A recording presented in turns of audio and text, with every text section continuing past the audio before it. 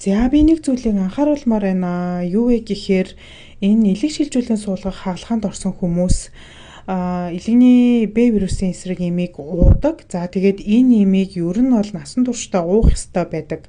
Гэтэл энэ эмийг уухгүй ингээд таслалдуулаад өөрсдөө дураараа зогсоогоод байгаа хүмүүс маш их байна. За яагаад тэгэхээр миний Б вирус идэвхжүүлгүй байгаа, Б вирус байхгүй болцсон, элэг солилцсон эмчээ байхгүй болцсон учраас энийг заавал уух шаардлагатай мүү гэд одоо дураараа зогсоодог хүмүүс маш их байна. Энэ бол маш буруу зүйл байгаамаа. Юу вэ гэхээр та элэг шилжүүлэн суулгах хаалханд орсон бол одоо бид нар дархлаа дарангуулах эмийг ууж ээж тэр суулгасан эргэтнийг маш олон жил өөрийнхөө биед хадгалж явдаг байгаа.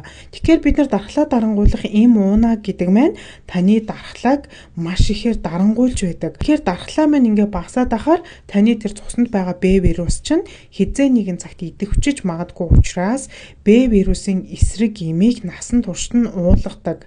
За тэгээ Б вирусын эсрэг эм өөрөө удаан олон жилийн хугацаанд ууж болох үйс аж нөлөө багтайгаар гарч ирсэн байдаг учраас битгий дураараа зогсоогоо. Гэтэл манайхан за бэмлэдийн нэг нэлээд олон жил уусан чи дотор муухай болоод ахаар нь зогсооцсон. Эсвэл зарим хүмүүс за би юу нэг алдаг оног уудаг гэдээ уухгүй байгаад байна. Тэгэхээр би юу хэлэх гээд байна вэ гэхээр энэ Б вирусын эсрэг эм ганцхан бэмлэдийн байдаг юм бишээ.